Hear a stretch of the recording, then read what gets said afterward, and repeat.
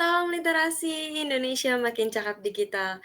Assalamualaikum warahmatullahi wabarakatuh. Shalom, Om Swastiastu, Namo Buddhaya, Salam Kebajikan.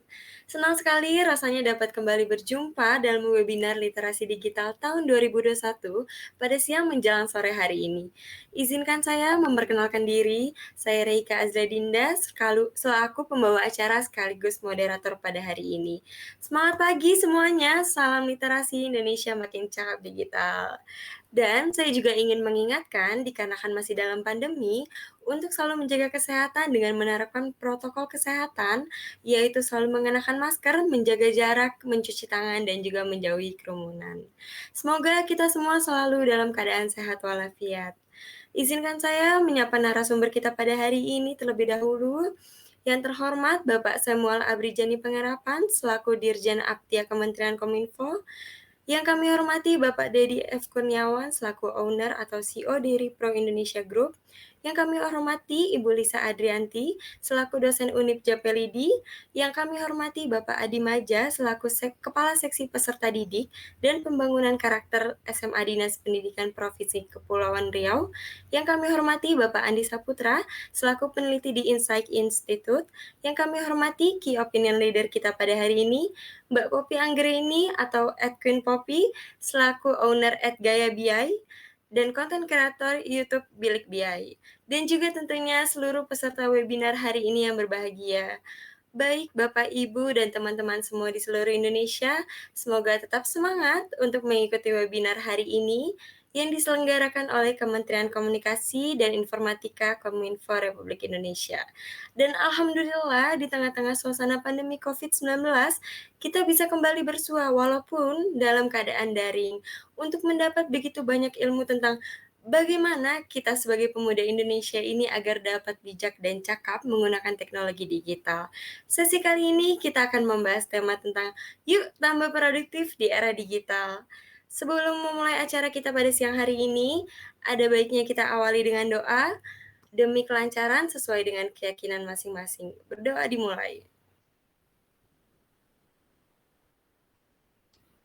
Berdoa selesai, selanjutnya kita akan menyanyikan lagu kebangsaan Indonesia Raya.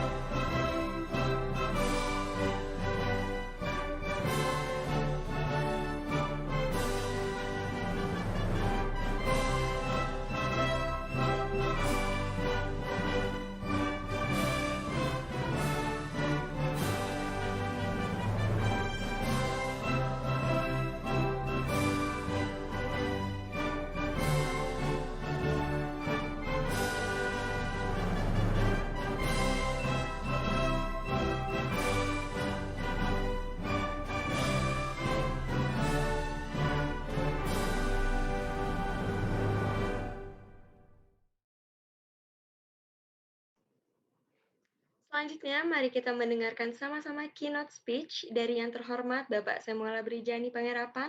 Waktu dan tempat saya persilahkan. Pastikan kita selalu menerapkan protokol kesehatan dengan menggunakan masker, menjaga jarak, dan selalu cuci tangan. Assalamualaikum warahmatullahi wabarakatuh. Salam sejahtera bagi kita semua. Om Swastiastu, Namo Buddhaya, Salam Kebajikan.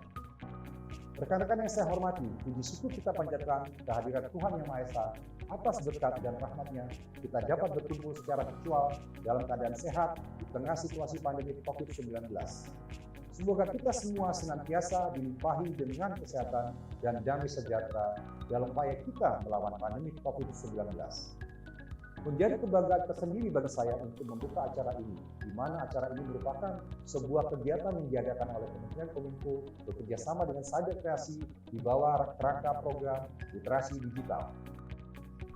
Sebagaimana yang telah kita ketahui bersama, kehadiran pandemi dan pesatnya perkembangan teknologi telah mengubah cara kita beraktivitas dan bekerja. Kehadiran teknologi sebagai bagian dari kehidupan masyarakat inilah yang semakin mempertegas bahwa kita sedang menghadapi era disrupsi teknologi. Untuk menghadapi hal tersebut, kita semua harus mempercepat kerjasama kita dalam mewujudkan agenda transformasi digital Indonesia. Rekan sekalian yang berbahagia, salah satu pilar penting dalam mendukung terwujudnya agenda transformasi digital adalah menciptakan masyarakat digital di mana kemampuan literasi digital masyarakat memegang peranan penting di dalamnya. Sebagai tingkat paling dasar, kemampuan literasi digital merupakan kemampuan yang paling krusial dalam menghadapi perkembangan teknologi saat ini untuk mewujudkan masyarakat Indonesia yang tidak hanya mengenal teknologi, namun juga cermat dalam menggunakannya. Pada tahun 2020, Kementerian Kominfo bersama Kata Data melakukan survei status literasi digital nasional mengacu pada kerangka literasi digital milik UNESCO. Kajian tersebut menunjukkan bahwa indeks literasi digital Indonesia ada pada angka 3,47 dari skala 1 sampai 4. Di mana hal itu menunjukkan bahwa indeks literasi digital kita hanya ada pada sedikit di atas tingkat sedang, namun belum mencapai tingkat baik. Untuk mencapai tingkat literasi yang baik, pemerintah tidak dapat bekerja sendiri. Kementerian Kominfo bersama Cyber Kreasi dan berbagai stakeholder terus berupaya mengadakan berbagai kegiatan untuk meningkatkan kemampuan literasi digital masyarakat Indonesia, dan salah satunya adalah yang sedang rekan-rekan sekalian ikuti sekarang. Rekan-rekan yang saya hormati, dalam menghadapi perkembangan teknologi yang sangat cepat, literasi digital merupakan kunci dan fondasi utama harus kita semua miliki.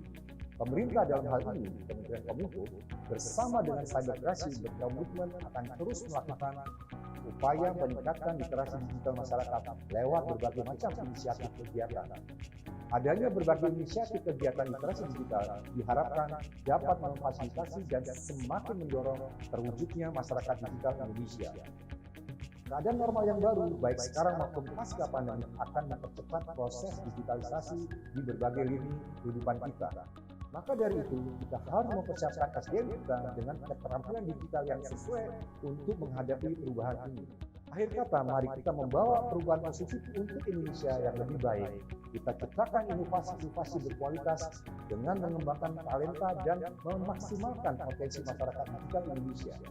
Bersama kita dapat melalui pandemi dengan menjadi lebih baik dari masa sebelumnya. Demikian sambutan yang dapat saya sampaikan. Selamat mengikuti kegiatan, tetap semangat, dan salam literasi digital. Wassalamualaikum warahmatullahi wabarakatuh. Om Santi Santi Santi Om.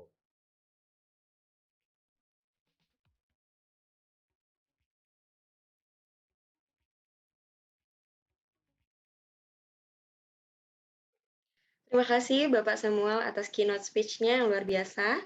Mari kita sama-sama membangun bangsa Indonesia jauh lebih maju, apalagi di era digital sekarang. Selanjutnya, saya ingin menyapa key opinion leader kita, Mbak Popi Anggraini. Selamat sore Mbak Popi, apa kabar? Hai, Assalamualaikum. Alhamdulillah, kabar baik. Alhamdulillah. Kegiatannya lagi sibuk apa nih Mbak sekarang? Lagi di rumah aja, tapi sambil mantau galeri. Kebetulan mantaunya bisa lewat laptop kan. Ada aplikasinya, jadi bisa work from home. Alhamdulillah. Alhamdulillah. Gimana sih Mbak dampak pandemi kepada kerjaan Mbak nih sebagai pengusaha dan juga content creator? Oke, jadi kalau misalnya untuk, tapi sebelumnya nih, saya mau sapa-sapa dulu ya. Assalamualaikum untuk 4 narasumber, dan Assalamualaikum juga untuk partisipan.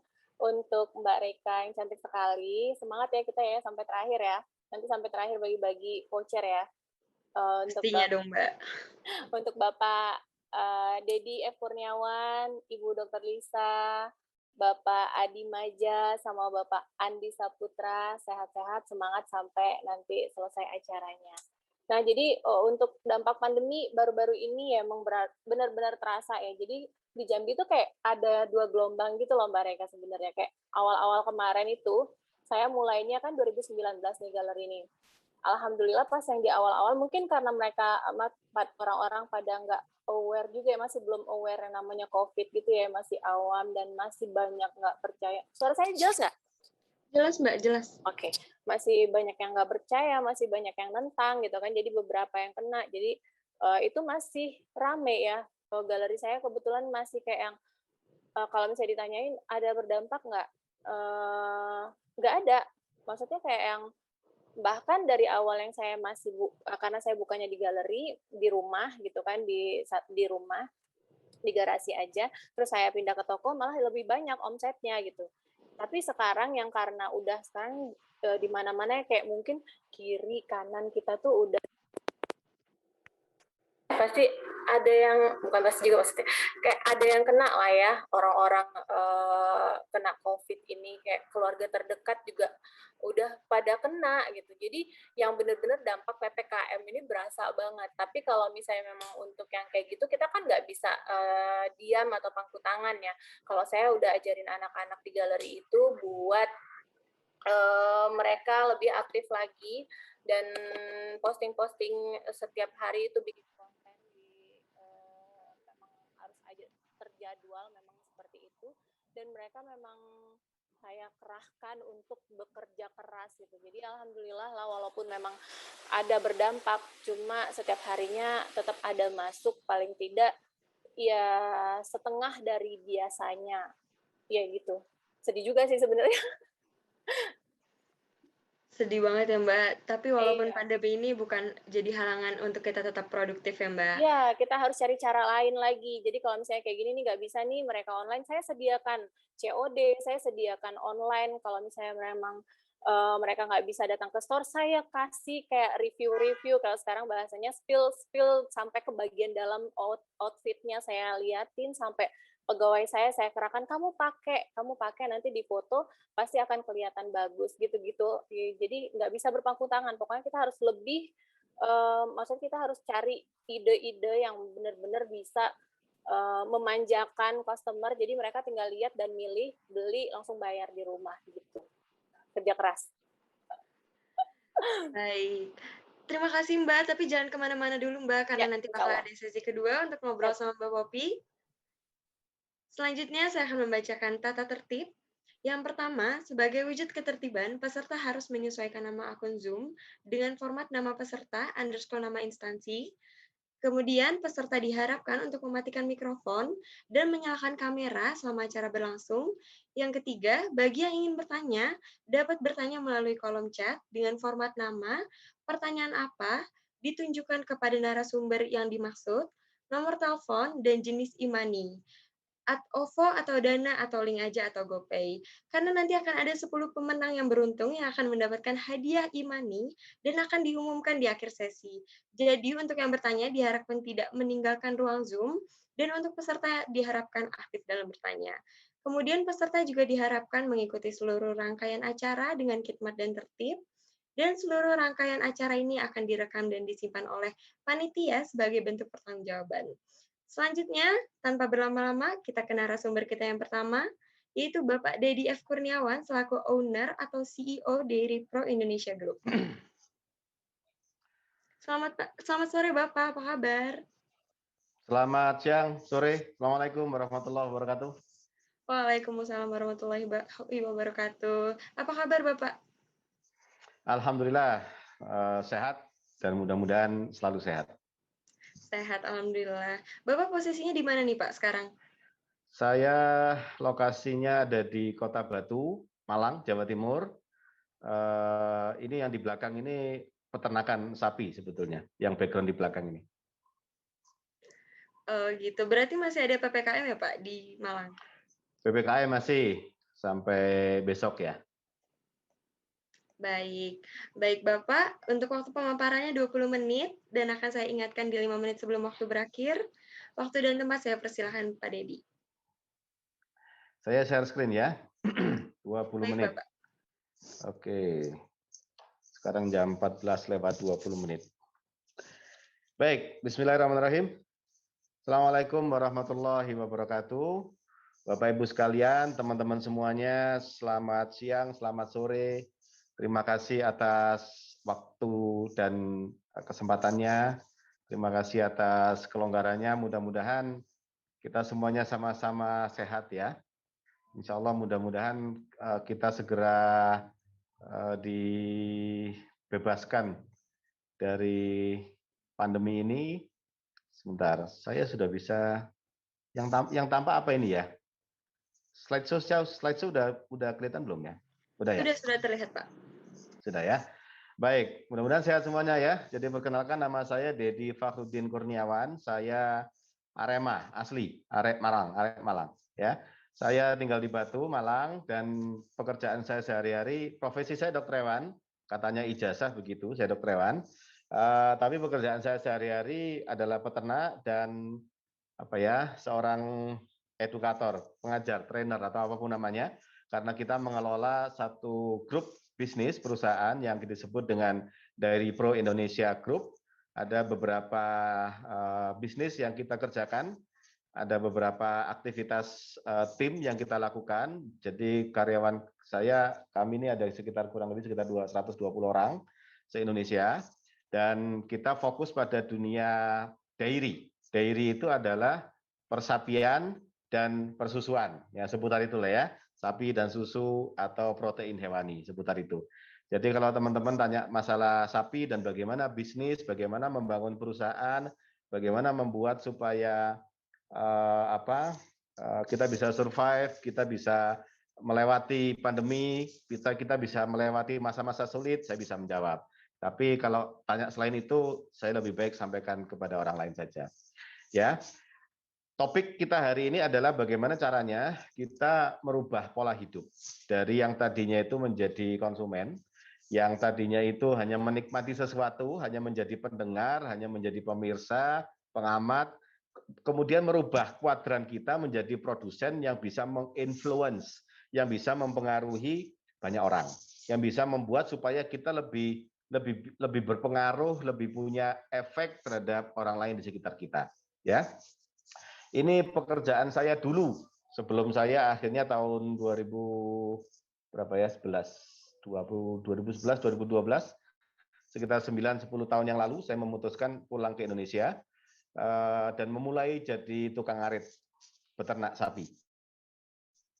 Ya, kemudian aktivitas saya itu saya kasih nama. Jadi ini pelajaran penting buat kita semuanya ya, apapun kegiatannya harus dikasih nama ya.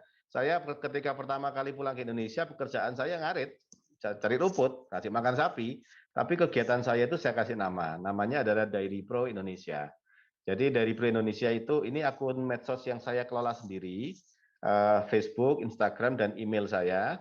Tapi kita punya beberapa tim yang akan saya ceritakan ini ya. Ini adalah grup Dairy Pro Indonesia.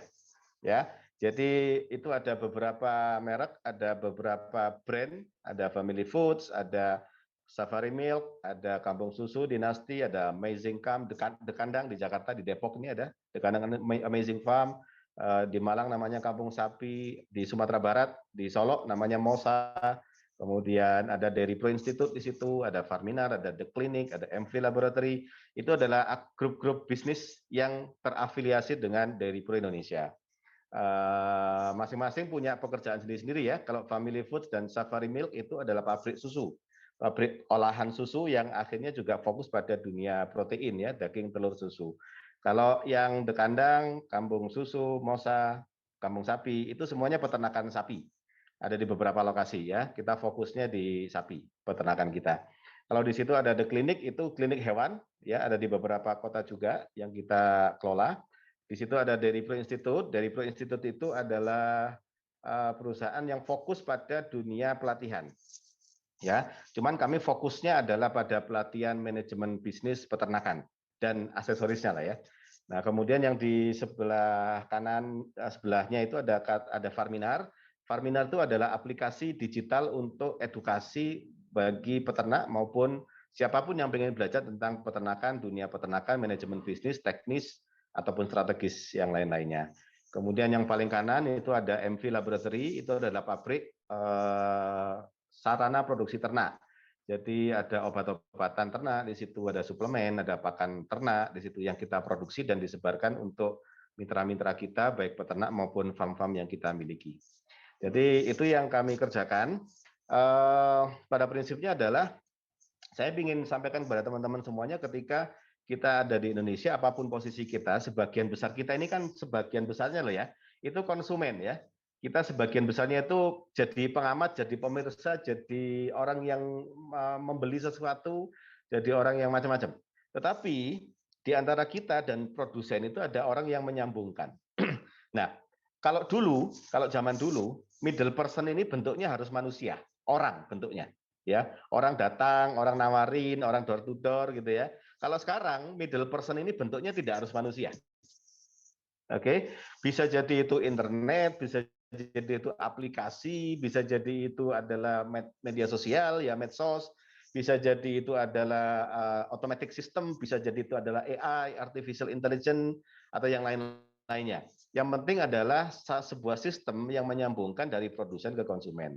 Nah, kurang lebih sekitar hampir 9 tahun terakhir, 10 tahun terakhir barangkali ya, saya mencoba untuk berusaha menggandeng teman-teman untuk menjadi produsen. Jadi kita memproduksi apapun yang berhubungan dengan dunia peternakan dan persapian, dunia saya seperti itu, dan kita mencoba untuk menggait publik, masyarakat untuk menjadi konsumennya. Ya, yang menarik begini, di semua negara-negara maju, semuanya negara maju ya, semua negara maju itu adalah negara produsen, ya. Dan kalau kita memang ingin menjadi penguasa, kita harus masuk ke arah produsen. Sehingga teman-teman semuanya, kalau Anda ingin menjadi kuat, ya, Anda ingin menjadi hebat, Anda ingin menjadi punya jaringan yang luas, Anda sebaiknya menjadi produsen, karena Anda bisa mengendalikan banyak hal. Pertanyaannya adalah begini, kenapa sih kok penting menjadi produsen di Indonesia? Ya, di Indonesia. Nanti katanya nih, kita punya bonus demografi, nanti sampai tahun 2045, masyarakat Indonesia itu sebagian besarnya adalah masyarakat yang umurnya produktif. Jadi sampai umur 45-50 tahun, usia masyarakat Indonesia, rata-rata sebagian besar. Orang-orang seusia saya begini, awal-awal 40 tahun itu ya, itu sebagian besarnya nanti begitu. Yang mulai umur 20 tahun sampai umur 45 tahun, itu semuanya nanti masih ada antara sekarang sampai nanti tahun 2045. Artinya apa? Dunia Indonesia ini adalah jumlah manusianya banyak dan semuanya butuh apapun. Semuanya konsumen. Sehingga begini, kalau kita mau memproduksi apapun, saya bilang ya, apapun produksinya, itu pasti ada pasarnya. Pasti ada yang beli. Pertanyaannya adalah bagaimana caranya supaya kita bisa menjangkau pembeli. Supaya kita bisa sampai ke konsumen. Sesuatu yang kita hasilkan bisa sampai ke konsumen. Kalau zaman dulu yang dimaksud produk itu produk yang bisa, yang istilahnya tangible, yang bisa dipegang, bisa dirasakan, bisa dinikmati, bisa dibau gitu ya, zaman dulu ya. Kalau sekarang yang dimaksud produk itu adalah tidak harus yang fisik. Produknya sekarang itu bisa jadi kreativitas, bisa jadi film, bisa jadi produk digital, bisa jadi macam-macam. Tetapi yang perlu digarisbawahi adalah apapun produknya. Oke, apapun yang Anda bikin, apapun yang Anda hasilkan, nanti sampai tahun 2045 pasti ada pasarnya, pasti ada yang beli. Nah, pertanyaannya bagaimana caranya supaya kita bisa ke pembeli. Nah, kalau di dunia saya adalah kita perlu mengingat bahwa masyarakat kita berubah nih. Kalau zaman dulu masyarakat itu makan asal kenyang, masyarakat karbohidrat ya. Kalau makan nasinya banyak gitu ya. Pokoknya kenyang, seneng. Kalau zaman dulu ya, zamannya ayah saya, mungkin zaman saya masih kecil begitu. Tetapi sekarang ini masyarakat kita berubah menjadi zaman masyarakat protein. Yang kalau orang mau makan itu milih, kalau orang mau makan itu apa ya, mikir gitu loh ya. Kalau bisa nasinya sedikit, karbohidratnya sedikit, tapi ayamnya banyak, dagingnya banyak. Nah, berubah. Kalau ada ibu-ibu yang punya anak kecil ngasih jajannya ke anak-anaknya, itu mikir, wah ini ada pengawetnya enggak? Oh ini susunya berapa persen? Sampai istri saya itu begitu. Kalau mau ngasih jajanan ke anak-anaknya. Nah artinya masyarakat kita berubah sekarang. Masyarakat kita itu butuh gaya hidup sehat. Jadi produk-produk yang sehat, konten-konten yang sehat, untuk mengajak orang supaya sehat, membuat makanan-makanan yang sehat, itu akan jadi tren. Nah, masyarakat kita juga butuh praktis. Jadi mereka enggak mau diajak yang mikir terlalu jelimet begitu ya. Kalau bikin video, ya videonya jangan sampai lebih dari 3 menit misalnya ya. Kalau mau bikin poster, kata-katanya jangan terlalu banyak. Harus langsung to the point. Praktis, lihat langsung. Fontnya harus besar dan segala macam. Kalau mau bikin produk susu misalnya harus produk yang langsung diminum. Jadi jangan disuruh ngolah lagi. Misalnya begitu. Dan masyarakat kita butuh jaminan. Artinya apa? Kalau kita mau bikin sesuatu, jaminan itu berbentuk brand, ya, merek. Makanya saya garis bawahi sama teman-teman, saya pesankan, ketika Anda bikin sesuatu, maka sesuatu itu harus Anda kasih nama. Kenapa? Karena nama itu adalah jaminan, ya kan? Kalau kita mau beli pasta gigi, mau beli mana? Pasta gigi yang mereknya Pepsodent atau pasta gigi yang namanya Glow-Gomblong gitu misalnya. Ya kan? Anda pasti lebih memilih yang Pepsodent. Kenapa? Ada jaminannya. Gitu ya. Kalau misalnya Anda mau beli apa ya, mau beli handphone begitu ya. Anda lebih memilih yang mereknya Apple atau lebih memilih yang mereknya jeruk misalnya. Ya, pasti lebih memilih yang Apple. Kenapa? Jaminan. Makanya begitu teman-teman semuanya, ketika kita bermedia sosial, ketika kita berinternet ria, ya, ketika kita memproduksi muatan konten-konten digital di dunia maya, maka pastikan Anda memberikan jaminan yang berupa yang bagus. Misalnya nih, kalau misalnya mereknya adalah Mbak Kopi misalnya, Kopi itu merek. Sehingga kalau yang ngasih konten, yang mengupload konten itu adalah Poppy, itu jaminan oh pasti bagus. Nah, itu yang kita butuhkan. Jadi makanya teman-teman semuanya kaitannya dengan etika nanti ya. Jejak dunia digital itu nggak bisa hilang. Sekali Anda memberikan kesan negatif, itu akan bisa terus terbawa terus. Nah, makanya perlu menjaga untuk memberikan jaminan. Nah, supaya kita bisa konsisten, maka supaya kita bisa membesar, kuncinya kan di sini. Perlu berkreasi, perlu berinovasi, dan perlu konsisten. Bikin konten juga begitu, konsisten. Kalau kontennya itu dunia kuliner, ya udah kuliner, gitu ya. Kalau kontennya itu dunia peternakan, ya wes peternakan. Jangan ada masalah. Seperti orang main golf itu loh ya. Kalau orang main golf, itu kan mereka punya keyakinan bahwa suatu saat mereka akan dapat hole in one. Hole in one itu sekali pukul masuk. Itu adalah ukuran kesuksesan seorang pemain golf. Tetapi ketika ditanya pemain golf, kapan dapat hole in one? Nggak tahu. Ketika pakai stick yang mana? Nggak tahu. Ketika di lapangan yang mana? Nggak tahu. Ketika dilatih sama pelatih yang mana? Nggak tahu. Ketika ikut lomba level apa? Nggak tahu. Loh, kok nggak tahu semuanya? Tapi bisa nggak sih dapat hole in one? Bisa. Ada rumusnya nggak? Ada. Ya. Apa rumusnya? Cuma satu rumusnya. Terus main golf terus. Ya, suatu saat pasti dapat hole in one. Nah, kalau misalnya dia main golf, kemudian belum dapat hole in one, lihat temennya main basket, wah enak ya, main basket ya. Setiap kali main pasti bisa masukin ke keranjang, terus pindah main basket. Ya kapan dapat hole in one-nya kalau begitu, gitu loh ya. Nah makanya saya sejak awal sampai sekarang yang ngurusi sapi saja. Mungkin ayam lebih menarik, mungkin burung lebih menarik, kambing barangkali lebih menarik.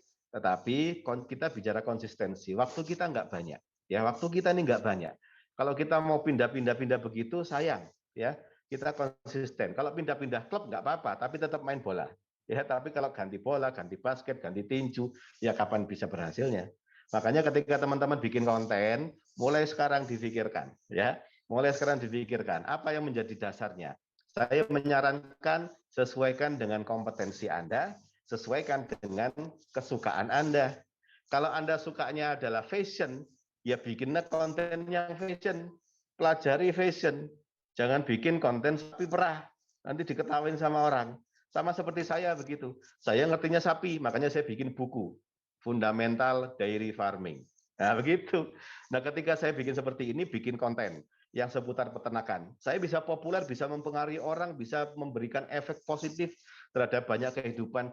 Dan saya ingatkan sebagai manusia, yang dilihat kan apa legacy kita ya, yang dilihat itu adalah apa yang kita sudah lakukan. Kalau yang sudah kita lakukan itu berhasil membuat orang jadi lebih baik, itu yang dinilai sama orang.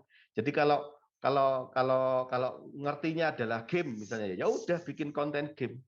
Jangan macam-macam. Seperti Kabilame itu kan, dia ngertinya cuma gini saja.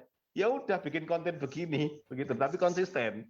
Ya saya melihat membaca dia itu ya, dia menghabiskan waktu setiap hari itu berjam-jam untuk hanya begini saja, begini saja. Tapi luar biasa efeknya. Kan begitu, sama saja. Kuncinya adalah konsisten ya.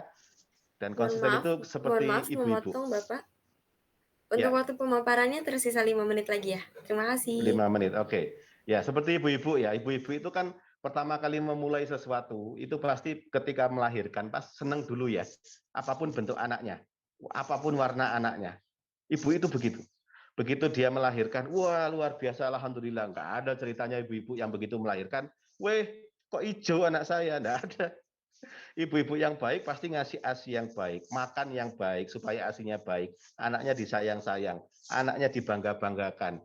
Ketika ditanya siapa yang paling ganteng, anak saya. Bisnis begitu, ketika memproduksi sesuatu begitu, meskipun yang kita lakukan sedikit, followernya cuma 1, tapi kalau ditanya konten siapa yang paling bagus, konten saya. Nah, harus begitu. Nah, makanya teman-teman semuanya kita harus menyadari semua yang kita lakukan itu sekarang harus berbasis internet, ya. Jadi ini contoh saja peternakan kami yang biasa-biasa ketika ditampilkan dengan gaya internet, ketika berkoordinasi dengan teman-teman digital, ketika ngomong dengan desainer, itu bisa ditampilkan dengan gaya seperti ini sehingga luar biasa perkembangan bisnisnya, ya. Ini semuanya peternakan sapi loh ya, yang saya tampilkan ini. Ini peternakan sapi semuanya, tapi ditampilkan dengan gaya seperti ini, sehingga luar biasa perkembangan ininya, perkembangan bisnisnya. Lebih dari 70% transaksi kami itu kami dapatkan lewat jalur internet. Ya, sehingga yang seperti ini dari mulai pabrik susu, kita punya penampilan macam-macam seperti ini, dengan desain yang masuk akal untuk bisa ditampilkan sama orang, itu ujung-ujungnya adalah bisnis. Dan yang terakhir kita akhirnya masuk ke arah aplikasi. Kita bikin aplikasi pemesanan produk, kita bikin aplikasi untuk edukasi, seminar-seminar online, kita bikin grup-grup di media sosial melakukan edukasi.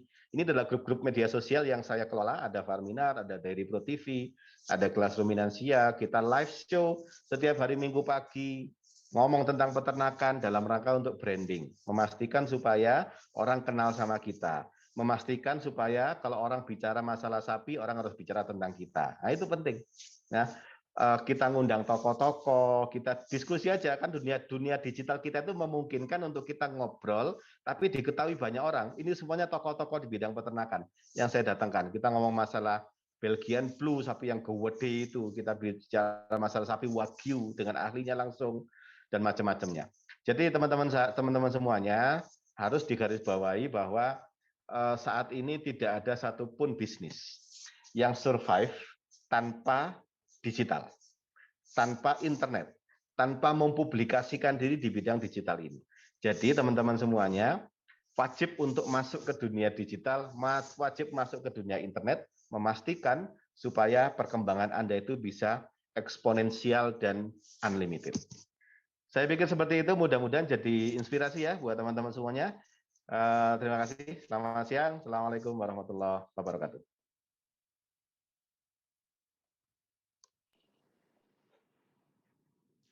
Terima kasih Pak Dedi atas materinya yang sangat luar biasa. Jadi ketika memproduksi, kita juga harus memastikan untuk memberikan nama sebagai bentuk jaminan dan juga jaminannya harus bagus. Balik lagi kuncinya itu tadi kreativitas, terus inovasi dan juga konsisten. Juga harus menyesuaikan nih dengan kompetisi dan passion kita. Baik, saya ingin mengingatkan lagi kepada para peserta, jangan lupa untuk bertanya di kolom chat karena nanti akan ada hadiah imani kepada 10 penanya beruntung. Tanpa berlama-lama, kita langsung saja ke narasumber kita yang kedua, yaitu Ibu Lisa Adrianti selaku dosen Unip Japelidi. Selamat sore Ibu, apa kabar?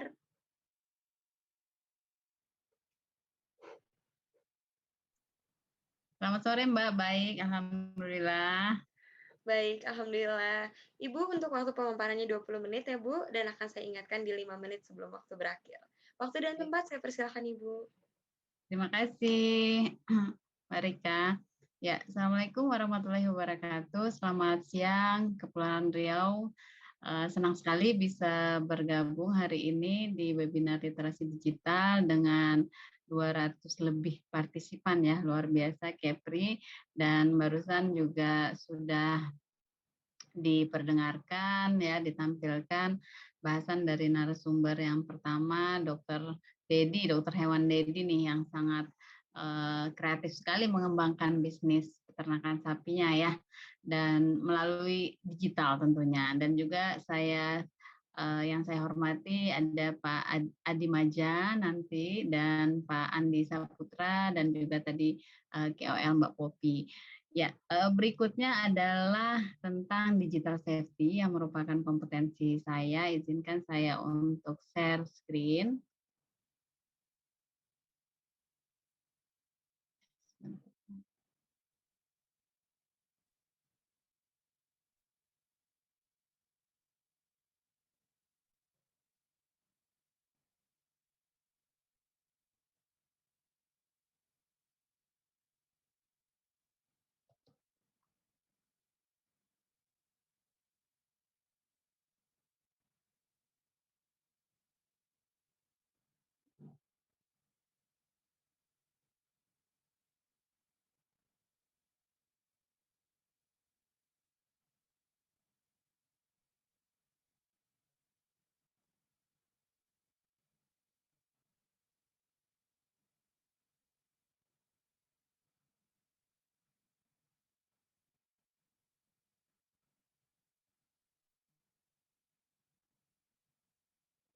Iya,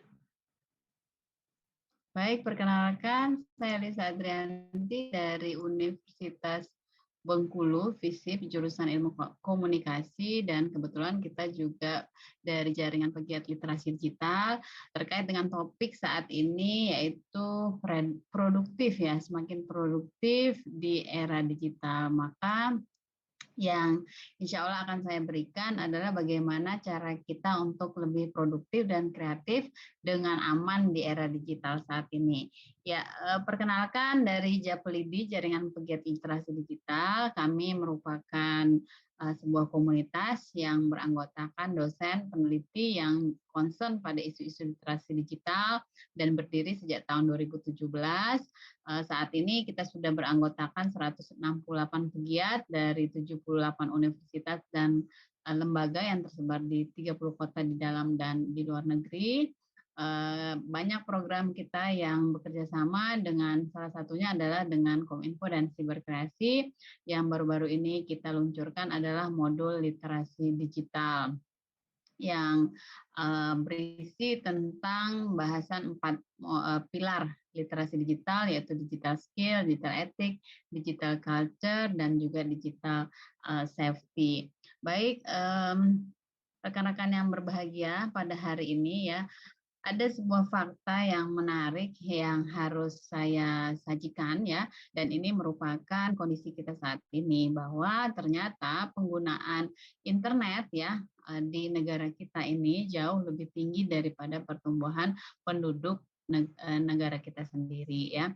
Kalau di data yang tersaji ini itu adalah data dari 2020 lalu ya, terakhir Desember 2020 itu penggunaan internet atau tingkat pertumbuhan internet di negara kita ini sudah mencapai 8,9%, sementara tingkat pertumbuhan penduduk di negara kita itu baru mencapai 1,03%.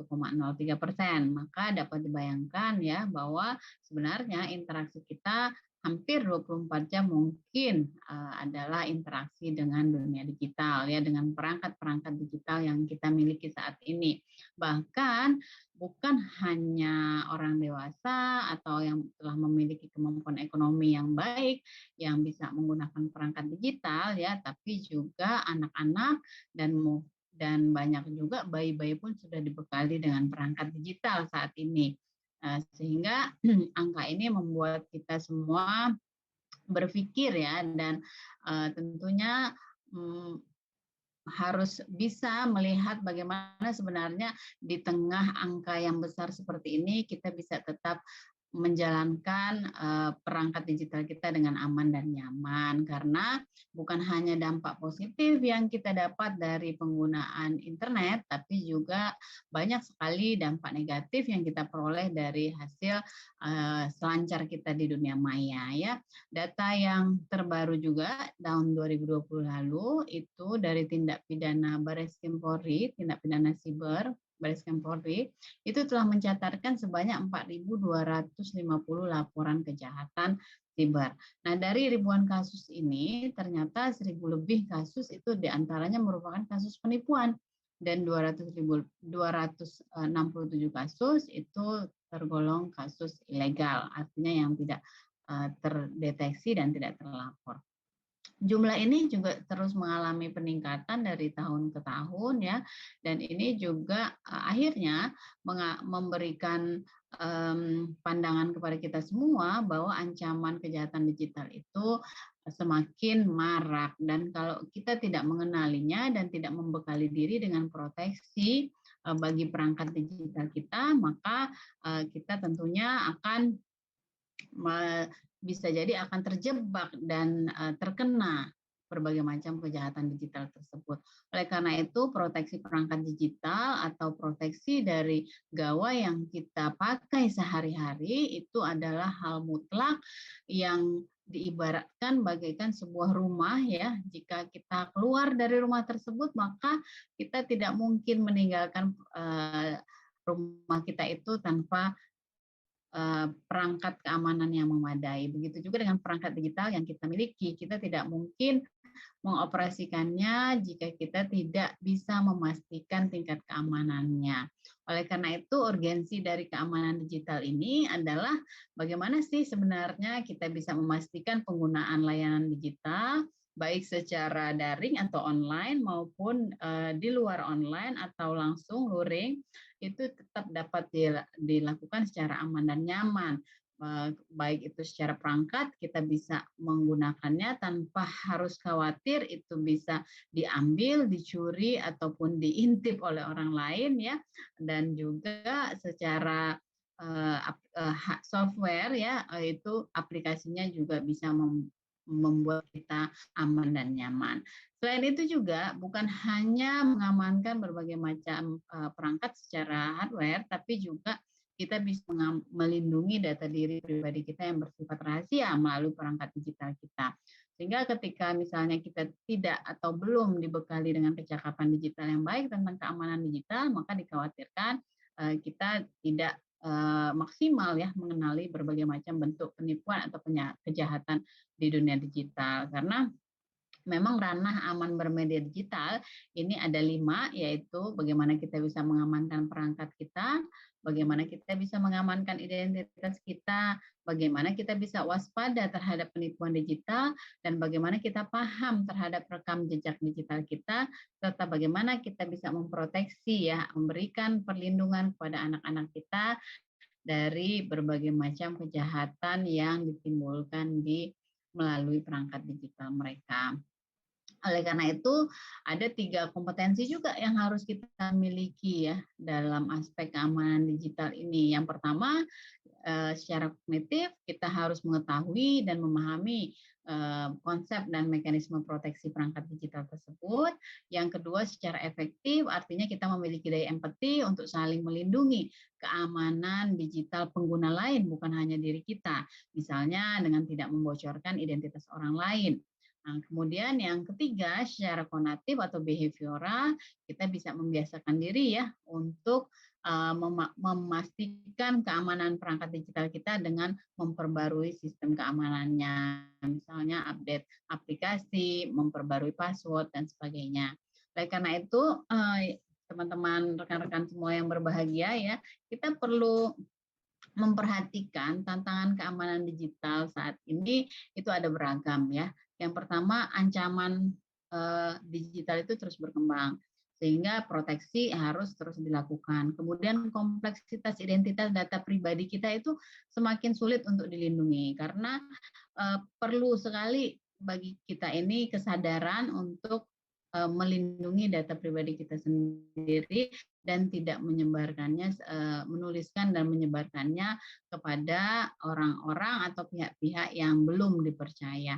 Kemudian juga banyak sekali strategi penipuan yang semakin beragam, sehingga kejelian kita untuk mengasah bagaimana sih sebenarnya tindak pidana penipuan digital itu merupakan suatu tantangan juga bagi kita. Kemudian rekam jejak kita tuh ternyata tidak bisa dihapus ya, sangat-sangat sulit sekali dihapus dan itu menjadi incaran, sehingga tantangan bagi kita adalah bagaimana kita bisa menciptakan rekam jejak digital yang positif ketika kita menuliskan nama kita di mesin pencari. Kemudian juga konten digital yang semakin menarik ya, makin minimnya ruang bermain bagi anak itu juga akhirnya meningkatkan risiko kecanduan digital pada anak.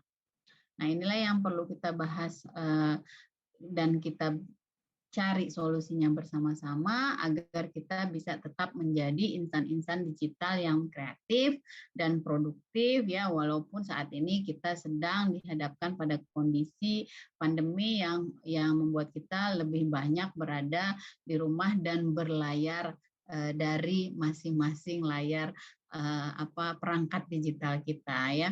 Nah, ada beberapa hal ya yang harus kita perhatikan terkait dengan produktivitas yang aman ya dari perangkat digital kita itu sendiri. Yang pertama adalah memilih perangkat digital yang sesuai dan menguasai kompetensi proteksinya. Jadi jangan sampai kita membeli perangkat digital yang sebelumnya tidak kita ketahui gitu. Yang sebelumnya belum kita pelajari hanya karena ingin misalnya ikut-ikutan saja ya, gengsi dan sebagainya, tapi kita sendiri tidak membekali diri bagaimana kita bisa menggunakan perangkat digital itu dan apa saja fitur keamanan yang ditawarkan oleh perangkat digital itu, kita tidak menguasainya. Nah, ini berbahaya, justru ini akan menjadi ancaman bagi kita semua. Kemudian juga gunakan identitas digital yang asli ya, bukan palsu untuk membuat konten kreatif. Ya, boleh saja memiliki identitas digital yang beragam. Misalnya ada akun untuk bisnis, ada akun untuk pendidikan, ya ada akun untuk pribadi, ya silakan, tapi buatlah yang asli ya, jangan sampai kita memalsukan data atau melakukan penipuan ya di dunia digital melalui perangkat digital kita. Apalagi kalau kita ingin menjadi seorang yang dianggap produktif atau kreatif, maka kita perlu menampilkan apa adanya diri kita yang sebenarnya secara jujur. Kemudian pilihlah aktivitas yang sesuai minat untuk dipublikasikan di media digital. Kalau tadi sebelumnya dokter hewan yang sangat kreatif ya sudah menunjukkan bagaimana sebenarnya peternakan sapi itu bisa dikembangkan dengan sangat menarik, maka kita juga bisa membuat segala sesuatu, menciptakan, menjadi produsen ya untuk aktivitas-aktivitas yang memang kita sukai sesuai dengan minat kita yang bisa kita publikasikan di media digital kita melalui berbagai macam akun-akun media sosial misalnya.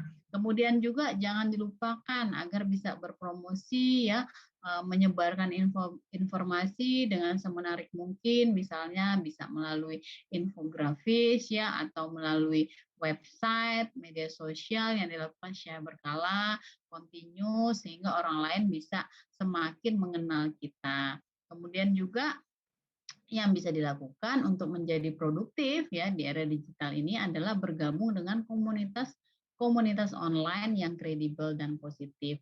Banyak sekali komunitas-komunitas yang bisa memberikan kita informasi yang bermanfaat atau berharga, yang bisa membuka ruang-ruang kita untuk bisa menciptakan jaringan yang luas dan besar, dan itu semua terhubung saat ini di dunia digital ya, di perangkat digital kita bisa mencari komunitas-komunitas itu melalui berbagai link, berbagai channel ya. Tentunya ketika kita menemukan komunitas yang kredibel dan positif ya tidak ada salahnya kita untuk bergabung di situ. Mohon maaf Ya, memotong Ibu. selain itu ya ada kompetensi Untuk yang mohon maaf perlu memotong kita Ibu. miliki untuk mencapai digital safety ini. Yang pertama yaitu bagaimana kemampuan kita bisa menggunakan fitur kata sandi. Nah, fitur kata sandi ini menjadi penting karena ketika kita bisa menciptakan kata sandi yang baik, yang unik ya, yang tidak bisa diprediksi, yang susah untuk diprediksi oleh orang lain, maka ini bisa menjadi modal kita. Ada lagi yang menggunakan fitur fingerprint authentication. Nah, ini jauh lebih aman lagi karena ini menggunakan kecocokan sidik jari. Kalau perangkat Mohon digital maaf kita, Ibu, mohon ya, maaf memotong Ibu, untuk waktu ya, pemaparannya tersisa 5 menit lagi ya Bu. oke, Terima kasih. makasih. Ya, jadi kalau misalnya perangkat kita bisa ada yang membekali dengan fitur fingerprint, silakan dipakai. Ada yang sudah membekali dengan fitur kecocokan wajah, itu jauh lebih baik lagi, silakan dimanfaatkan. Tapi kalau misalnya belum ada perangkat digital kita belum membekali dengan fitur-fitur fingerprint, pencocokan wajah, minimal kita sudah bisa untuk menggunakan fitur kata sandi. Kemudian ada juga kemampuan untuk menggunakan fitur Find My Device, ya, mencari perangkat saya. Nah, biasanya ini sudah dipasang oleh perangkat digital dengan pusat bantuan masing-masing perangkat. Kemudian ada fitur backup data. Nah, ini untuk melindungi perangkat digital kita dari berbagai macam virus ya dan sebagainya. Kemudian juga ada yang fitur logout ya, antivirus itu untuk mengunci ya malware dan melindungi sistem perangkat digital kita. Kemudian ada juga enkripsi full disk ya. Jadi hanya orang-orang tertentu yang bisa membaca atau melihat data yang kita tampilkan. Ada juga fitur shredder misalnya yang bisa memusnahkan data kita ketika misalnya perangkat kita dicuri atau berpindah tangan. Nah, semua tadi bisa kita manfaatkan. Selain itu juga penting untuk melindungi identitas digital kita ya. Misalnya nama akun, PIN, password ya, OTP, two factor authentication. Langkah-langkah untuk melindungi identitas digital ini juga beberapa hal yang perlu kita lakukan, misalnya memilih identitas asli, mengamankan identitas kita ya ketika mendaftar di suatu platform digital, kemudian juga kita juga perlu mengkonsolidasikan identitas digital kita dalam berbagai platform digital yang dimiliki. Waspada penipuan digital, ada scam, ada spam, ada phishing, ada hacking ya. Biasanya misalnya ketika kita melihat barang-barang yang ditampilkan tidak sesuai dengan yang kita beli, nah itu sudah scam. Nah, misalnya kita menerima berbagai macam informasi yang tidak kita butuhkan, ya tidak penting, tapi masuk ke perangkat digital kita, itu dinamakan spam. Misalnya kita melihat ada semacam promo yang diberikan oleh perusahaan besar, seolah-olah itu dari mereka promonya dengan memberikan tautan-tautan tertentu. Itu merupakan phishing. Nah, ketika kita menemukan akun kita itu sudah berubah ya, berubah tidak lagi menggunakan foto kita atau feed-nya itu sudah mulai ngaco, itu berarti akun kita sudah di-hacking. Nah, ada berbagai hal ya yang kita bisa kembangkan untuk produktif, kita bisa mengembangkan aktivitas sesuai minat kita, ada menulis, berkebun, menyanyi, mengajar, kemudian juga melalui situs media sosial kita bisa mendaftarkan haki ya, hak kekayaan intelektual, kita bisa belajar tentang layout dan tipografi, kita bisa menyusun, belajar tentang nirmana dan menyusun kata-kata dalam tulisan. Kemudian juga untuk komunitas online ya, banyak sekali tadi ada grup link usaha, ada atau link kelas hobi, atau link profesional skill. Oke, itu saja yang bisa saya sampaikan. Semoga bermanfaat dan silakan untuk tetap produktif melalui perangkat digital masing-masing. Terima kasih. Wassalamualaikum warahmatullahi wabarakatuh. Waalaikumsalam warahmatullahi wabarakatuh. Terima kasih Bu Lisa atas materinya yang sangat luar biasa. Jadi caranya supaya kita bisa tetap produktif nih, kreatif tapi dengan aman, kita harus menguasai cara proteksi perangkat digital kita.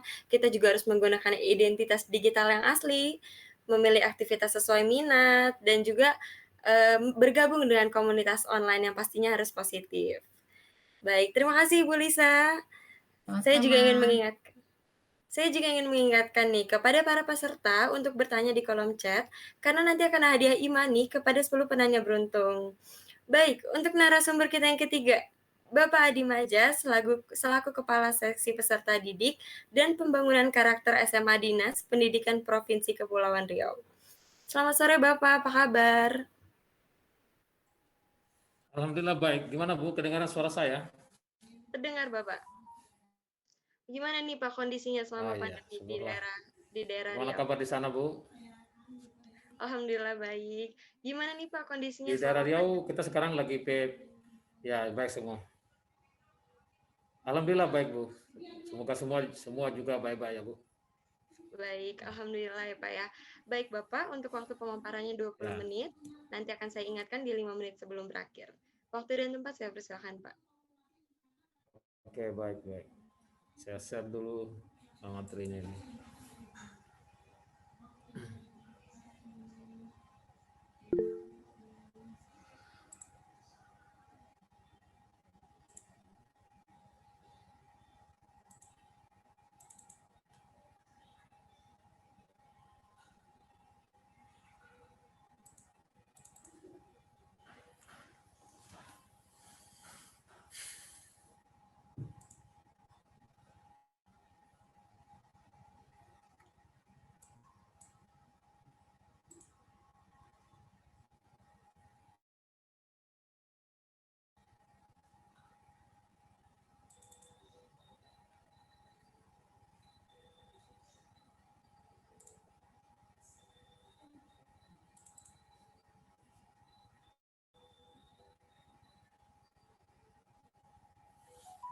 Ya, halo Bu, bagaimana kedengaran? Apa bisa dibaca ini saya nih?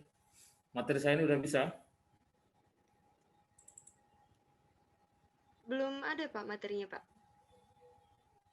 Oke, baik. Saya nunggu.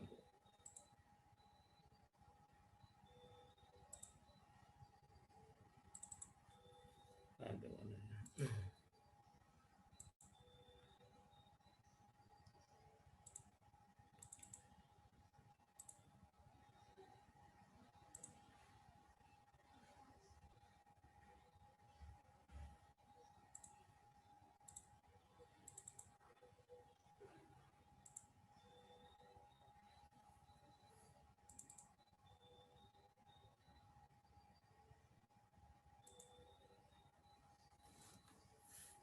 Ya gimana Bu, udah bisa? Belum ya?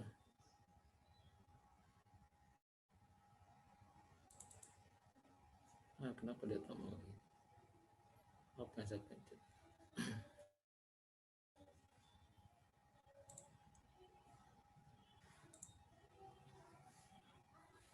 Ya baik, saya belum bisa Bu ya, belum bisa dibaca di situ. Belum terlihat Pak. Kemudian ini stop share. Oh ya, belum terlihat ya. Kok di mana?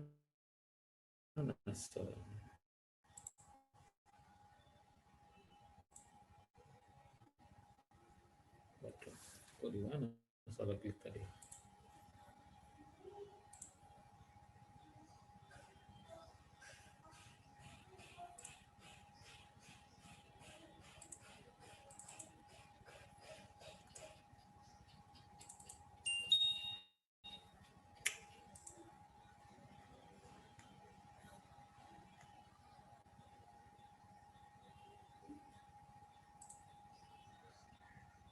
Tinggal klik slideshow saja, Pak. Lihat ya. Mana?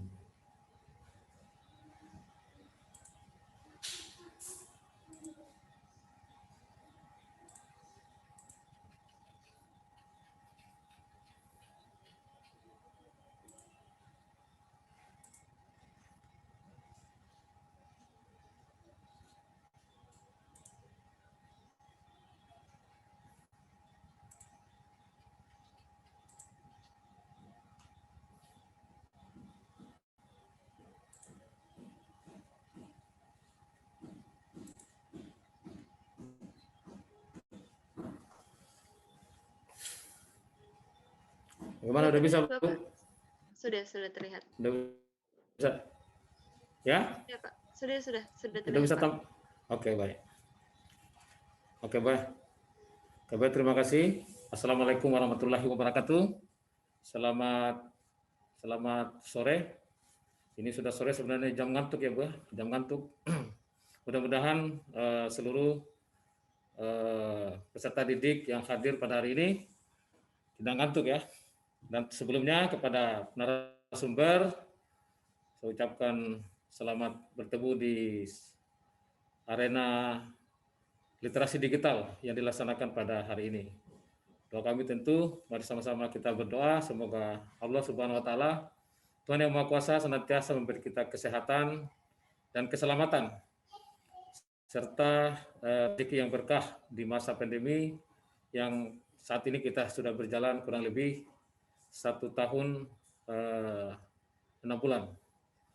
Mudah-mudahan kita semua diberi kekuatan yang dahsyat untuk bisa menjalani ini dengan baik.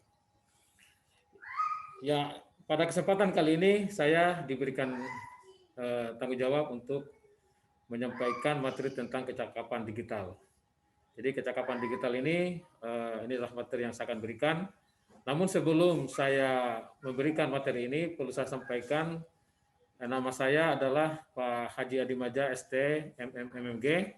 Saat ini adalah Kepala Seksi Peserta Didik dan Pembangunan Karakter SMA pada Dinas Pendidikan Provinsi Kepulauan Riau, dan juga sebagai pegiat kecakapan digital. Jadi tugas saya sehari-hari adalah pembinaan peserta didik dan karakter ya. Karakter ini sulit, namun harus juga kita jalani. Kemudian yang berikut keseharian saya tentunya adalah ini saya pendidikan formal saya di Teknik Elektro Universitas Hasanuddin tamat tahun 1998. Kemudian S2 Magister Manajemen Universitas Terbuka tamat 2012. Kemudian pendidikan non formal ini di belakang saya ini ada gelar MMG, ini namanya Magister Mukhtarul Guyub ya, ahli di bidang pembinaan karakter atau ahli kerohanian. Ya, ini saya dapat dari Yayasan Al-Azizul Tapawali Indonesia Malaysia pada tahun 2014. Jadi sehari-hari saya itu adalah pembinaan karakter yang tentu juga di mana teknologi itu adalah bagian yang tidak terpisahkan dari kehidupan kita. Teknologi dalam hal ini digital itu adalah alat ya, sebagai alat untuk mencapai tujuan. Jadi digital itu bukan tujuan, tetapi sebagai alat untuk mencapai tujuan. Apa yang ingin kita capai dalam kehidupan kita di dunia ini, digital adalah salah satu sarana. Jadi ini perlu kita pahami bersama bahwa ini adalah alat untuk mencapai tujuan. Kemudian saat ini dunia bergerak ke revolusi industri 4.0 atau yang kita kenal dengan era internet. Di mana seperti disampaikan oleh pemateri sebelumnya, bahwa dunia sekarang itu tidak bisa kita hindari. Ada 72% penduduk dunia, penduduk Indonesia itu setelah menggunakan internet. Apalagi di masa pandemi, itu semua menggunakan internet. Ini artinya bahwa keseharian kita, fasilitas yang kita gunakan untuk membantu kita, baik dalam dunia pelajaran, pembelajaran, dalam dunia bisnis, dalam kegiatan-kegiatan apapun, kita sudah menggunakan internet. Inilah namanya era revolusi industri 4.0. Nah, 4.0 ini juga ditandai dengan terjadinya pembauran teknologi yang menghapus batas-batas penggerak aktivitas ekonomi, baik dari perspektif fisik, digital maupun biologi. Jadi ini revolusi industri keempat, ditandai dengan terjadinya pembauran teknologi yang menghapus batas-batas penggerak aktivitas ekonomi, baik dari perspektif fisik, digital maupun biologi. Jadi inilah dampak dari revolusi industri di mana batas-batas itu sudah tidak ada, karena semua ada dalam genggaman. Kemudian yang berikut, ini seperti tadi sampaikan juga tadi oleh Ibu tadi, ini saat ini kita 72%, tahun 2020 pengguna internet di Indonesia 72%, atau ini menurut Jawa Pos, setelah kita dilanda pandemi, pengguna internet di Indonesia itu adalah berjumlah 196 juta pada tahun 2020 dan 175 juta pada tahun 2019. Sementara jumlah penduduk Indonesia adalah 272 juta. Ini berarti sekitar 72% masyarakat Indonesia sudah menggunakan digital atau internet sebagai alat untuk mencapai tujuan. Inilah kira-kira gambaran begitu dahsyatnya teknologi digital ini sehingga memasuki seluruh sendi-sendi kehidupan kita. Nah, kemudian saya perlu jelaskan tentang apa arti kecakapan digital, konten positif yang siap viral. Ya, kecakapan itu, cakap itu artinya mampu. Kecakapan itu kemampuan. Kemudian digital adalah angka untuk sistem perhitungan rangkaian logika. Ini dalam dunia digital ya. Nah, digital, tapi dalam kehidupan sehari-hari, digital ini adalah perangkat elektronika atau aplikasi atau media sosial seperti YouTube, Facebook, Twitter, dan sebagainya yang terhubung dengan internet. Nah, ini dia digital yang dimaksud pada pembahasan kita hari ini. Kemudian media sosial yang kita dapat mengirim tulisan, audio dan video seperti WhatsApp, televisi, Facebook dan YouTube. Nah, ini adalah media sosial. Positif itu bermanfaat, artinya sesuai kebutuhan. Kemudian viral adalah dikenal atau terkenal. Inilah kecakapan digital ya, konten positif yang siap viral. Kemudian tentu sebelum kita memasuki dunia digital ini, maka tentu saya juga perlu menyampaikan hal-hal yang perlu kita persiapkan, namanya mempersiapkan diri ya. Itu namanya mempersiapkan diri untuk menghadapi pertarungan yang tadi dijelaskan banyak efek negatif ya pada sisi pada saat kita memasuki era digital. Dan memang walaupun juga bukan era digital, katakanlah tradisional, tetap juga ada efek negatif. Nah, di era digital karena banyak juga yang negatif, maka tentu kita harus punya persiapan sehingga kita tidak terjebak atau tidak tergerus oleh keburukan yang terjadi dari dunia digital. Karena yang kita ingin dapatkan adalah manfaat atau sisi positif dari era digital ini sendiri. Nah, ini saya bisa dapat sampaikan ini adalah kita membangun jati diri ya. Jadi yang pertama itu adalah membangun jati diri. Membangun jati diri. Apa itu jati diri? Sesuai dengan penguatan pendidikan karakter. Peraturan Presiden nomor 87 tahun 2017 disebutkan bahwa penguatan pendidikan karakter itu adalah pertama olah hati ya, olah hati. Olah hati ini adalah mengolah hati mengolah hati supaya hati menjadi suci. Ya, seperti contoh hati yang suci itu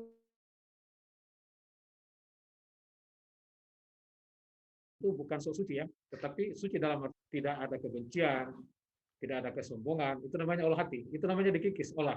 Olah itu artinya dibentuk. Nah, yang tadinya ada seperti iri hati ada, dengan olah hati iri hati itu dipangkas atau dikendalikan. Kebencian, rasa malas itu semua dengan olah hati.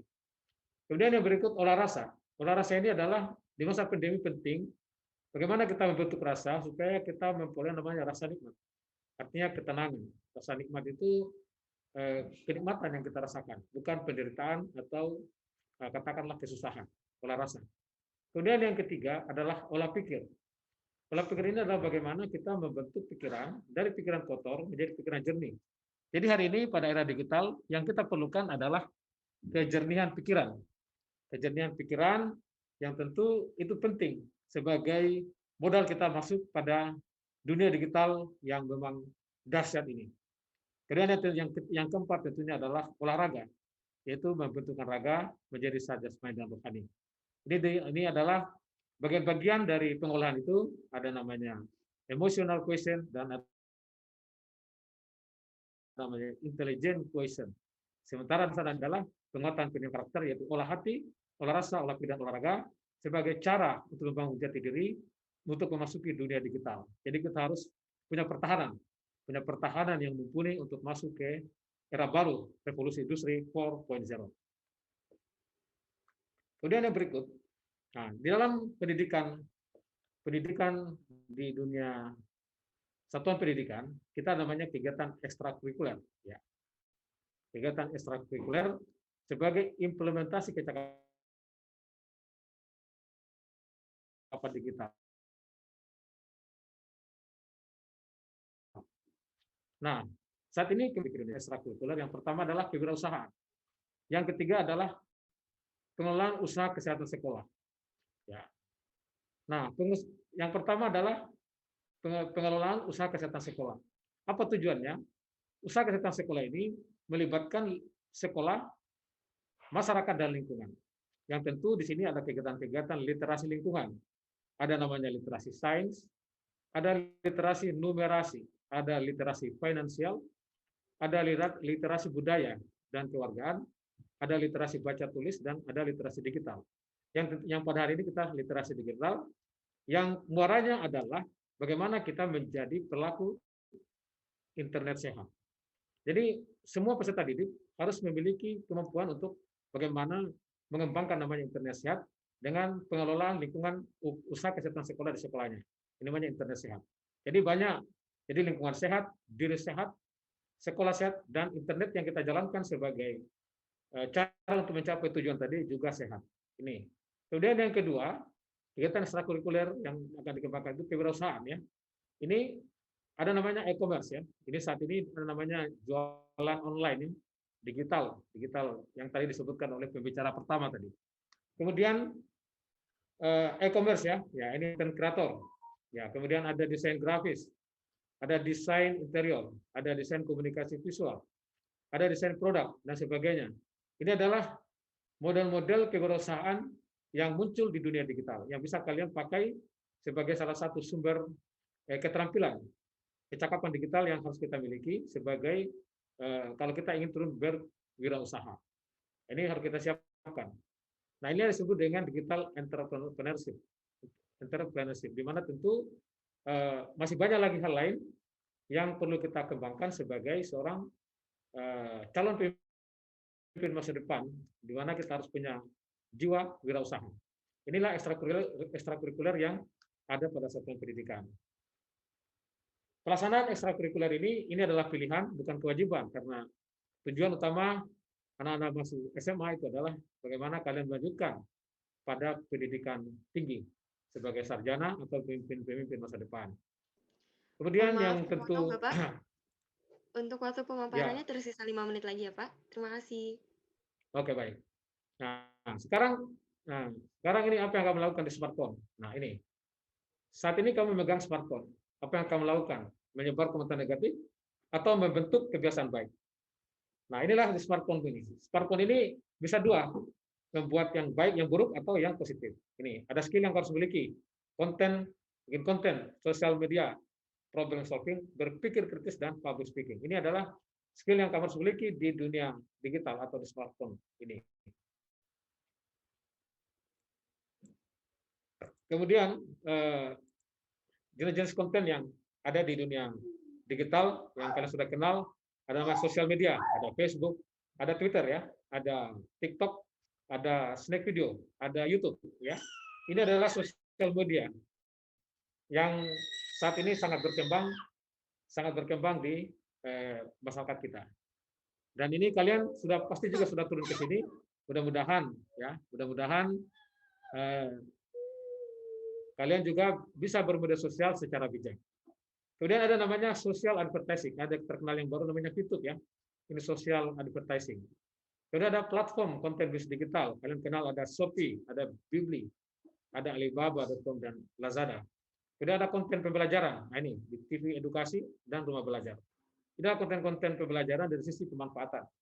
Banyak jenis konten yang lain, namun pada kesempatan ini adalah yang sering kita temukan di kehidupan kita sehari-hari, yang pemanfaatannya dapat dipakai untuk belajar, untuk berinteraksi sosial media, berbisnis, kemudian promosi dan e-commerce ya, berbisnis atau jualan. Nah, apa konten yang bisa diupload ya? Nah, ini ada macam-macam ya, ada blog dan orang, ada cara dan gaya, ada film, animasi, ada game tentang hewan peliharaan, ada hiburan, komedi, musik, nah, non-profit dan aktivisme, ada olahraga, pendidikan, nah, perjalanan dan acara, sains dan teknologi. Ini adalah konten-konten yang bisa diupload. Namun sebelum kalian upload, nih perhatikan hal-hal yang dapat kita kendalikan. Jangan sembarangan kita mengupload. Nah, katakan apa yang kita pikirkan, respon yang kita berikan, kemudian tindakan yang kita lakukan. Baru kita lakukan upload terhadap konten-konten jenis-jenis konten yang bisa kita pakai untuk pengembangan kemampuan kita di bidang digital. Kemudian tentu yang hal juga yang perlu saya sampaikan adalah konten yang tak bisa diupload. Hindari yang mengandung kekerasan, hindari yang mengandung sara, radikalisme, intoleransi, ujaran kebencian ini dihindari. Kemudian hal-hal yang melanggar hak cipta, yang melanggar norma pergaulan itu juga dihindari.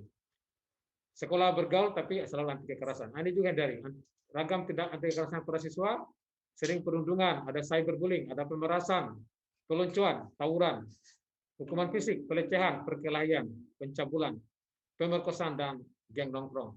Inilah tindakan-tindakan kekerasan yang tidak boleh dilakukan, baik termasuk tidak boleh diupload di internet atau di media sosial. Karena ini akan berdampak pada sanksi hukum yang berlaku pada negara kita. Kemudian ini trik bagaimana buat konten yang siap viral. Jadi konten viral, viewer lebih banyak, subscriber jutaan, di-share ribuan kali, di-like ribuan orang. Tipsnya adalah tema dan jenis konten sesuai kebutuhan. Kemudian memiliki thumbnail dan judul efektif. Kemudian konten menjangkau semua audiens dan mudah ditelusuri. Konsisten dan berkarakter. Tulisan deskripsi informatif, mudah dipahami, dan memiliki gaya komunikasi yang mantap. Nah, anak sekalian, seluruh informasi dunia ada di ujung jarimu. Manfaatkan untuk belajar ketimbang menyebar kebencian di internet. Jadilah pelopor internet sehat dan digital entrepreneurship agar kamu menjadi pemenang. Terima kasih.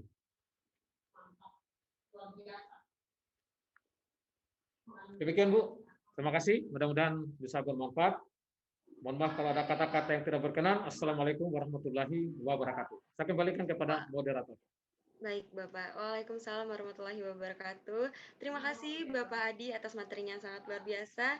Jadi daripada kita menyebar komentar-komentar negatif nih, lebih baik kita membentuk kebiasaan baik seperti membuat konten positif, melatih skill berpikir kritis kita juga tadi, terus melatih public speaking supaya kita bisa menjadi pelopor internet yang sehat. Baik, terima kasih sekali lagi kepada Bapak Adi Maja. Saya juga ingin mengingatkan kepada peserta untuk jangan lupa bertanya di kolom chat, karena nanti akan ada hadiah e-money kepada 10 penanya yang beruntung. Dan jangan lupa untuk mencantumkan e-money, OVO atau Dana atau link aja atau GoPay. Baik, untuk narasumber kita yang terakhir, yaitu Bapak Andi Saputra, selaku peneliti di Insight Institute. Selamat sore Bapak, apa kabar? Selamat sore, Alhamdulillah, kabar baik. Baik, Bapak. Bagaimana Pak hari ini? Sudah siap nih Pak untuk membagikan ilmunya kepada kita semua? Insya Allah, kita mulailah gitu kan. Baik, langsung saja Bapak, saya persilahkan. Oke, kita mulai dengan screen kita. Nah, langsung aja. Cepat kali.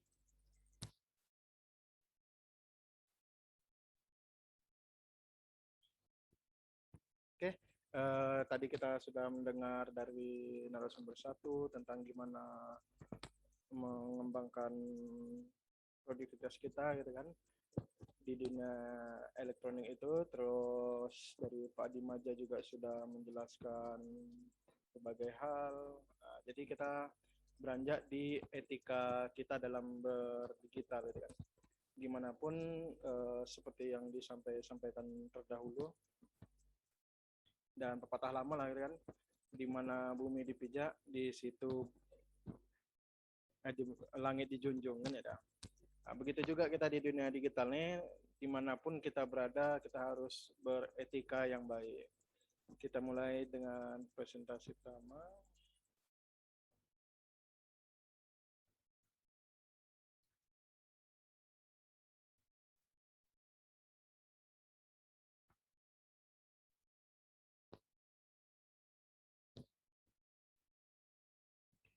Ini ada data pengguna penetrasi internet, di mana di tahun 2020 itu ada 73,7% dari penduduk Indonesia, mulai dari anak kecil sampai dewasa, gitu kan. Jadi kalau dihitung-hitung 73% itu mulai dari anak-anak yang umur 3 tahun sampai usia yang sudah lanjut usia. Di sini semuanya menggunakan internet, jadi interaksi antara anak-anak, remaja, dan dewasa itu harus kita ikuti dengan etika-etika digital yang ada.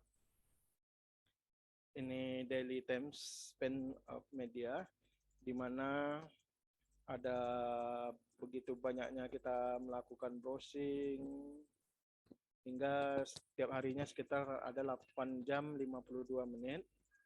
Lalu kita sering broadcast maupun streaming, ada melalui YouTube dan lain sebagainya, itu lebih kurang 2 jam. Dan di media sosial itu ada sekitar 3 jam 14 menit setiap harinya. Dari 3 assignment ini, itu tuh adalah banyak yang menyebabkan kita berinteraksi antara satu orang dan orang yang lain. Sehingga terkadang itu akan membenturkan etika-etika yang ada di sana.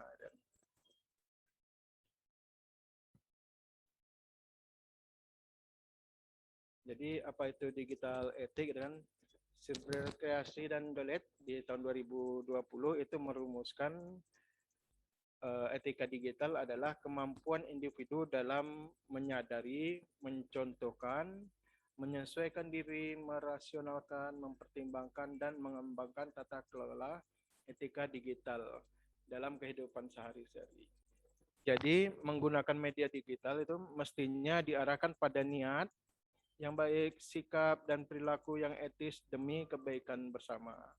Apalagi kita kan di Indonesia nih banyak suku, banyak multikultur kita, jadi akan banyak etika-etika yang tidak sama antara satu daerah dengan daerah yang lain. Itu kan perlu kita samakan niatnya, kita satukan persepsi kita bagaimana etika-etika yang baik itu. Lalu apa fungsi etika kita? Fungsi kita itu yang pertama untuk mengetahui apa-apa yang baik dalam dunia digital. Lalu bagaimana benar buruknya, sesuai atau tidak dengan bertentangan dengan norma-norma yang ada, mulai norma agama, norma sosial, dan adat istiadat yang ada di lingkungan sosial media.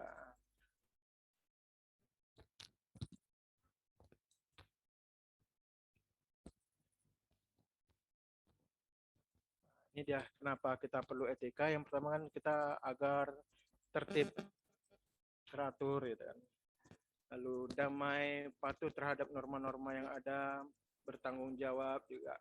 Kenapa? Karena secara garis besarnya etika di dunia offline, ada di dunia nyata gitu, itu tidak akan bertentangan dengan etika-etika yang ada di dunia internet.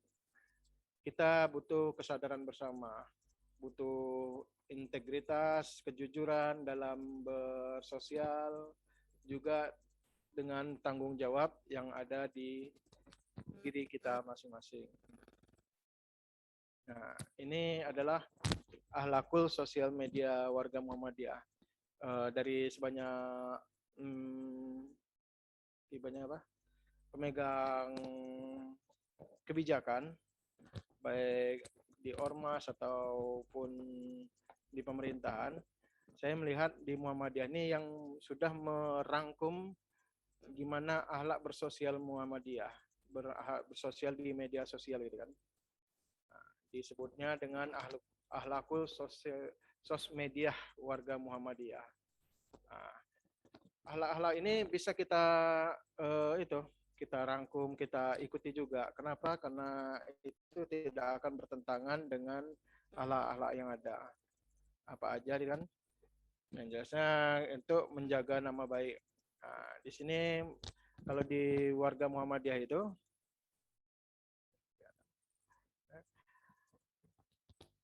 dituntut agar akhlakul karimah sesuai tuntutan Al-Quran dan hadis.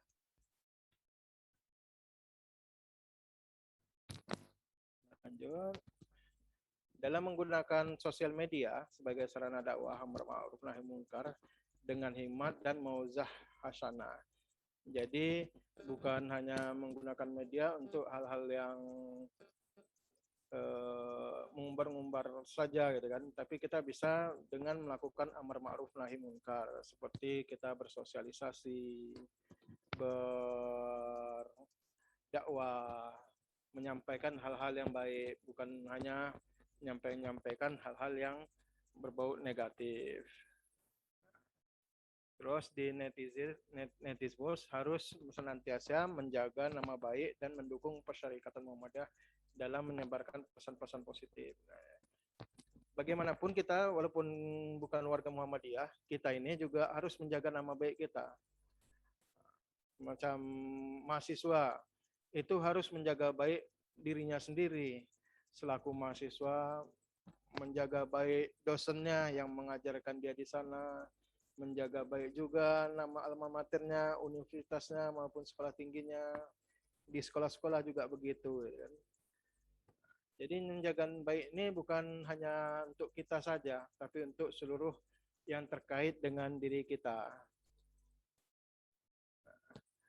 Untuk itu kita juga dilarang untuk melakukan hal-hal yang berbau negatif seperti ghibah, fitnah, namimah, dan menyebarkan permusuhan.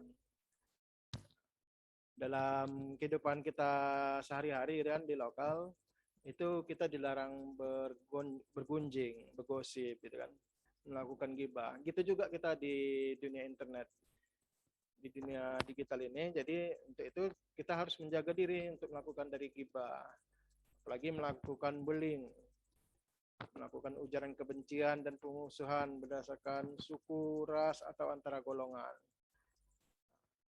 Terus sering-sering menyebar pornografi, kemaksiatan, itu sangat dilarang. Dimanapun di Indonesia khususnya kita itu kan, kegiatan-kegiatan pornografi, kemaksiatan itu adalah kegiatan yang dilarang karena akan merusak diri kita sendiri, termasuk merusak orang lain. Nah, juga menyebarkan hoak seperti informasi bohong, meskipun informasi bohong itu dengan tujuan yang baik. Nah, seperti berita-berita yang sering kita PPKM ini kan, dilarang kepada masyarakat agar tidak berkumpul pada jam 8. Nah, walaupun itu sebenarnya kita baik, tapi karena itu tidak benar, itu adalah sebuah kebohongan, sebuah hal yang hoak. Nah, itu juga harus kita larang. Kita yakinkan diri kita untuk tidak menyebarkan maupun melakukan perbuatan-perbuatan hoax. Lalu menyebarkan konten yang benar tetapi tidak sesuai dengan tempat dan waktunya, gitu kan.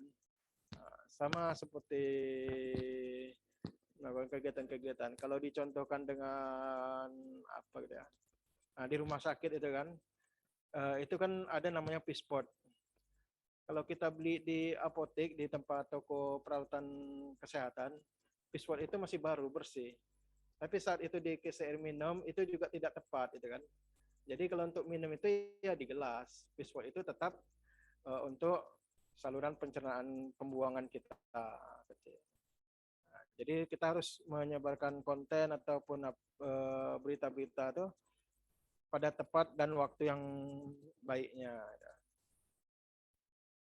Nah, yang selanjutnya menjadikan media sosial sebagai wahana silaturahmi, bermuamalah, tukar informasi, dan berdakwah amar ma'ruf nahi munkar.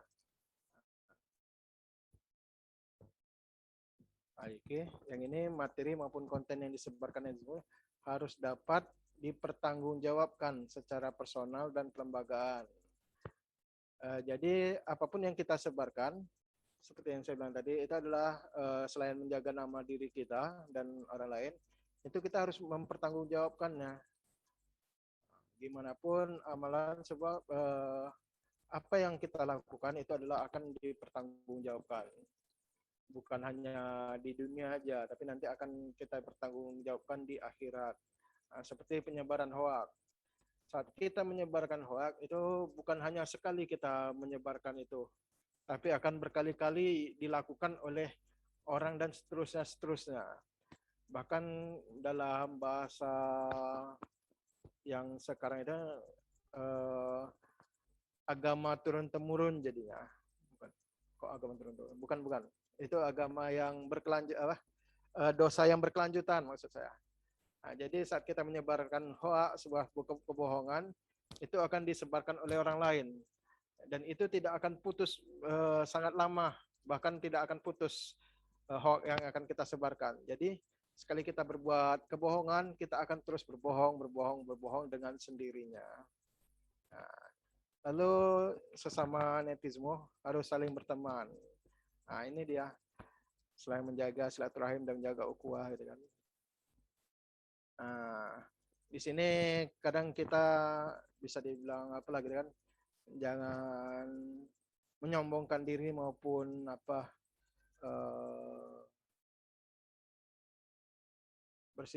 bersikap angkuh gitu kan dalam berteman. Terkadang kita macam di Instagram kita ada yang follow, sebanyak-banyaknya orang follow, berapa yang kita ikut follow balik gitu kan. Kita follow kembali. Semestinya kita harus saling itu melakukan following. Jadi saat yang satu kita minta pertemanan kita balas pertemanan mereka. Sehingga kita akan ada saling silaturahim di media sosial. Jadi mentang-mentang kita orang hebat itu kan, follow kita sudah 1 juta, tapi kita memfollow hanya 1.000 aja gitu kan. Nah, itu juga kurang baik rasanya. Nah, ini kita harus saling mengingatkan, menasehati dengan yang baik gitu kan. Bukan saling memusuhi. Sanggup mengoreksi dan dikoreksi. Kita juga harus saling memaafkan maupun meminta maaf atas kesalahan-kesalahan baik di dunia maya ini. Dalam etika berinternet, ini kan kita menulis email dengan ejaan yang benar dan kalimat yang sopan. Terkadang ada juga netizen itu yang menulis emailnya sesuka hati mereka. Tidak menggunakan huruf kapital di semua. Nah, ini kan dalam berbicara. Kalau kita di dunia perbankan, huruf kapital itu dituntut itu kan, agar menulis menggunakan huruf kapital semua mengisinya. Tapi kita di sosial media ini, di digital, itu penulisan huruf kapital seluruhnya itu sama dengan artinya kita berteriak atau menghardik orang lain. Lagi dalam percakapan. Nah, itu kalau bisa kan kita mengurangi tidak menggunakan huruf kapital secara seluruhannya. Ketiga, itu membiasakan menulis subjek email untuk mempermudah penerima pesan. Nah, ini kan kalau kita pesan berantai itu lebih banyak di atasnya kan, ayo viralkan. Nah, sebenarnya itu subjeknya, tapi sebenarnya itu bukan hal yang bagus. Tapi kita harus menyampaikan di situ apa maksud awal kita menyampaikan, ya, bukan hanya di email, di pesannya. Yang keempat, menggunakan BCC. Lalu selanjutnya tidak mengirim email berupa spam, surat berantai, surat promosi, dan surat lainnya yang tidak berhubungan dengan mailing. Nah, terkadang kita kan di grup-grup WA asal menyebarkan yang namanya berita-berita, pesan-pesan, bahkan scam, phishing, spam, itu kita sebarkan secara langsung gitu. Tanpa kita peduli. Nah, itu dilarang dalam etika kita berinternet. Menghargai hak cipta orang lain, itu penting. Kenapa? Walaupun kita di dunia maya maupun di dunia nyata, itu kita harus menghargai hak ciptaan orang lain. Jadi apabila ada kutipan-kutipan, itu kita harus menyebutkan dari siapa. Nah, begitu juga kita mengirim foto-foto yang menyebar itu kan, yang ada sama kita, itu harus kita jelaskan ini fotonya siapa, sehingga kita pihak lain, kawan-kawan yang kita sebarkan itu tidak menjadi berprasangka buruk. Jangan menggunakan kata-kata jorok dan vulgar, itu jelas. Jangan sampai kita kebiasaan berkata jorok dan vulgar. Kalau biasanya di webinar-webinar gitu, kalau sudah sampai ada yang berkata-kata jorok di pesan kan, itu langsung di kick, hilang dia langsung. Kita pada dasarnya kita semua ini sudah melakukan pengiriman berita-berita hoax. Itu tidak bisa disangkal gimana pun. Kenapa? Karena berita hoax itu agak beda-beda tipis, punya perbedaan yang sedikit itu. Asalnya bagaimana? Yang pertama, berita itu diperoleh dari orang-orang yang kita percaya. Wah, kita percaya sama Pak Adi Maja, gitu kan, selaku kepala dinas di Karimun ini. Jadinya kita hanya tahu apa yang disampaikan Pak Adi Maja ini benar nih, kita kirim. Padahal terkadang sadar atau tidak sadar kita tetap akan menyebarkan hoak yang ada melalui aplikasi kita di web, di WA gitu kan, di Facebook. Nah, kita melihat itu berita kan, wah bagus. Ini dari si Fulan yang kredibilitasnya terjaga gitu kan.